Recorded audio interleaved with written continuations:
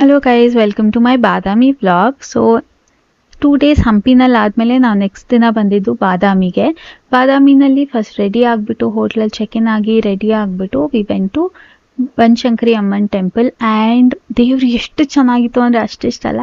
ಅದಾದಮೇಲೆ ನಾವು ಅಲ್ಲಿ ಜೋಳದ ರೊಟ್ಟಿ ಊಟ ಮಾಡಿದ್ವಿ. ತುಂಬ ಬುತ್ತಿನಲ್ಲಿ ಊಟ ಇಟ್ಕೊಂಡಿರ್ತಾರೆ, ನೀವೆಲ್ಲರೂ ತಿನ್ಬೋದು, ಚೆನ್ನಾಗೇ ಇರುತ್ತೆ. ಒಂದೊಂದು ಕಡೆ ಒಂದೊಂದು ಟೇಸ್ಟ್ ಇರುತ್ತೆ, ಬಟ್ ತುಂಬ ಚೆನ್ನಾಗಿರುತ್ತೆ.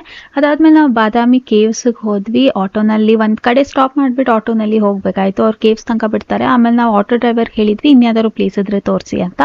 ಸೊ ಬಾದಾಮಿ ಕೇವ್ಸಲ್ಲಿ ತುಂಬ ಅಂದರೆ ತುಂಬ ಕೋತಿಗಳಿರ್ತವೆ. ಆ್ಯಂಡ್ ಹತ್ತಬೇಕಾದ್ರೆ ನೀವು ಒಂದು ಸ್ವಲ್ಪ ಕೇರ್ಫುಲ್ಲಾಗೇ ಇರಬೇಕು. ಅಷ್ಟು ನೀಟಾಗಿಲ್ಲ ಮೆಟ್ಲುಗಳೆಲ್ಲ. ಕೆಲವು ಕಡೆ ಹೈಟ್ ಇದೆ, ಕೆಲವು ಕಡೆ ಹೈಟ್ ಇಲ್ಲ. ಆ್ಯಂಡ್ ಕೋತಿಗಳಂತೂ 1000 ಇದೆ. ಮೊಬೈಲ್ ಬಿಟ್ಟು ನೀನೇ ತೆಕ್ಕೊಂಡು ಹೋಗ್ತವೆ. ಸೊ ಅದರಲ್ಲಿ ಒಂದು ಸ್ವಲ್ಪ ಕೇರ್ಫುಲ್ ಆಗಿರಿ. ನೆಕ್ಸ್ಟು ನಾವು ಡ್ರೈವರಿಗೆ ಹೇಳಿದ್ದು ನಾವು ಇನ್ಯಾವ ಜಾಗ ಇದೆ ತೋರಿಸಿ ಅಂತ. ಸೊ ಅವರು ನಮ್ಮನ್ನ ಭೂತನಾಥೇಶ್ವರ ಟೆಂಪಲ್ ಅಂತ ಒಂದಿದೆ, ಅಲ್ಲಿ ಸನ್ಸೆಟ್ ತುಂಬ ಚೆನ್ನಾಗಿರುತ್ತೆ, ನಡೀರಿ ಅಂತ ಕರ್ಕೊಂಡು ಹೋದ್ರು. ಆಲ್ಮೋಸ್ಟ್ ಸನ್ಸೆಟ್ ಆಗೋಗಿತ್ತು. ಅಲ್ಲಿ ನೋಡ್ತಾ ಇದ್ರಲ್ಲ, ಅಷ್ಟು ಸಣ್ಣ ಪುಟಾಣಿ ಸೂರ್ಯ ಕಾಣಿಸ್ತು ನಮಗೆ. And that was the last glimpse of the sun for that day.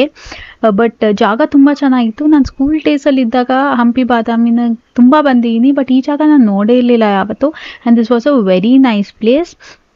Lake ಮಧ್ಯದಲ್ಲಿ ದೇವಸ್ಥಾನ ಇದೆ. ನಾವು ದೇವಸ್ಥಾನ ಕ್ಲೋಸ್ ಆಗಿತ್ತು, ಸೊ ಹೋಗಲಿಲ್ಲ.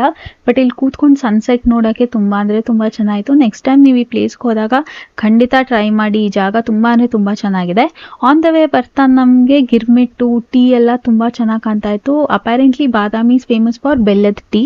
ಸೊ ನಾವೇನು ಮಾಡಿದ್ವಿ, ಕಾರ್ ಹತ್ರ ಹೋಗಲೇಬೇಕಾಗಿತ್ತು. ಅಲ್ಲಿ ಮಾರ್ಕೆಟಲ್ಲಿ ನಿಲ್ಸೋಕ್ಕಾಗಲಿಲ್ಲ ಏನು ತೊಗೊಳಕ್ಕೆ. ಸೊ ಕಾರ್ ಹತ್ರ ಹೋಗ್ಬಿಟ್ಟು ಹೋಟ್ಲಿಗೆ ಪಾರ್ಸೆಲ್ ತೊಗೊಂಡ್ವಿ. ಗಿರ್ಮಿಟ್ಟು ಟೀ ಬಜ್ಜಿ ಅದ್ಭುತವಾಯಿತು.